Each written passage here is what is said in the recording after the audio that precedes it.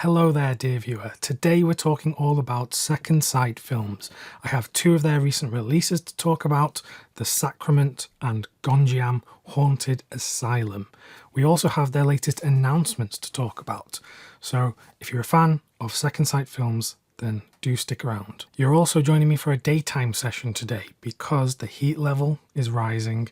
We don't have aircon, so I have to keep the curtains open, otherwise I will melt in front of your very eyes. So let's dive into what Second Sight revealed this week. They're going to be releasing in August You're Next on 4K in a limited edition box set. This is from a 4K restoration and Dolby Vision grade, supervised by the director Adam Wingard. If you've not seen You're Next, it's sort of a home invasion kind of movie where this family get attacked when they're on their wedding anniversary vacation and things go horribly wrong. It's a film that when I saw it many years ago, it didn't really do it for me. And I don't know why, because I actually can't even remember, so I'm very much open to reappraising this film. And I really admire Adam Wingard as a director. He has gone on to make Hollywood movies, he's been making the Godzilla and Kong movies in recent years. So he's had a great career trajectory. I'll discuss that film more when it actually comes out in a few months. The other announcement they made, well, it was sort of an announcement of an announcement, talking about The Hitcher, which is the film that has been long awaited from Second Sight. They announced that they were doing their own 4K restoration years and years ago at this point, but this will finally go up for pre-order and have a release date in 2 weeks, so we'll be able to find out more then. But I'm very excited for this one. I think it's been well worth the wait because you want these things to be done properly. There have been a number of 4K restorations in the industry that have been subpar over the last year. And if I could have the option to have those delayed for a few years to have them done right, I absolutely would have taken that option. So fingers crossed, I think this is going to be an exceptional piece of work because they have been doing their own restoration, I believe, from the original camera negative. So it will be an improvement over any existing 4K and Blu-ray releases of the film, such as the Umbrella Entertainment Blu-ray limited edition that they did not too long ago. So for fans of the film, it's finally coming. We're going to find out more in 2 weeks. Now let's take a quick look at Second Sight's latest releases. So the first one I want to talk about is The Sacrament.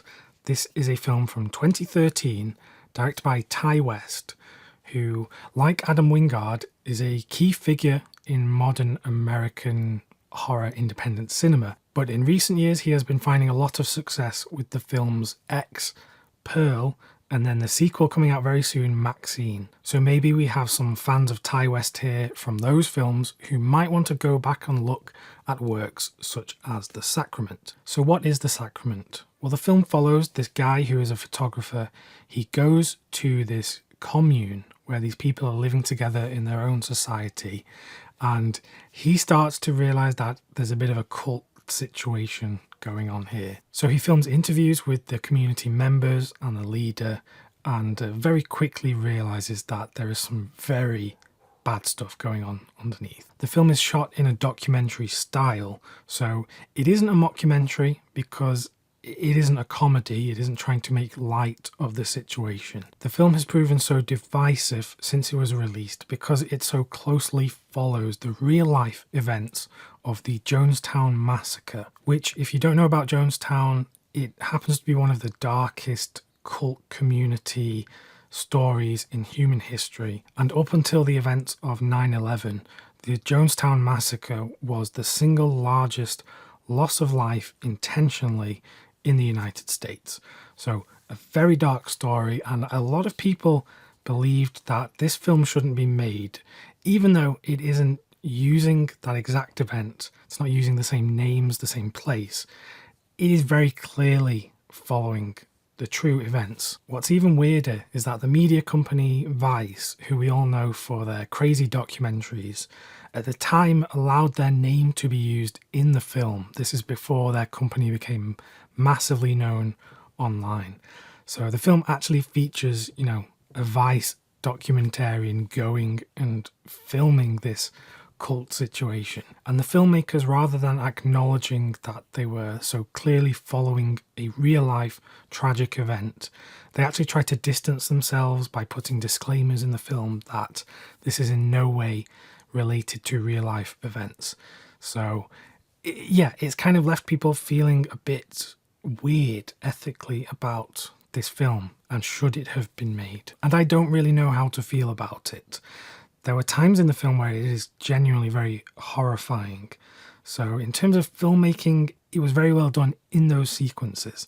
I think in terms of the kind of found footage, documentary style, I think it kind of lacks at times, and there have been much better versions of that type of filmmaking in the past, if you ask me. So yes, not only is The Sacrament divisive amongst film critics and fans, but I also don't know where it sits with me. I don't quite know how to feel about it. So it's been very interesting watching it on this edition, and the special features that are included on the disc and also in the book that is included, they all add extra context, and they do discuss some of these elements as well. So if you're a fan of Ty West, if you're a fan of cult stuff, if you're a fan of, these weird horror documentary things, then this is one to put on your radar. Moving to another part of the world, but also keeping in a similar vein of filmmaking, it's Gonjiam Haunted Asylum. This is the South Korean movie, which again is a sort of found footage documentary film. The premise of this film is that there are a bunch of streamers or YouTubers who decide to go to this haunted asylum and live stream what goes on there in an effort to hit 1 million views, because if they do, they will make 500 grand. So that's their motivation for doing this, putting themselves in a dangerous place, etc. What's weird is that, let me tell you, if you get 1 million views on YouTube, you do not make 500 grand. I think if you make 1 million views on YouTube, you get maybe 7 or 8 grand. I don't actually know the exact amount because I've never had a video that's hit 1 million views. Anyway, that's beside the point. The film itself, I had a good time with, but again, the found footage documentary stuff is always going to be compared to the early works, Blair Witch Project, which, that's the key figure in this movement, because, the Blair Witch Project, first of all, a lot of people thought that was real.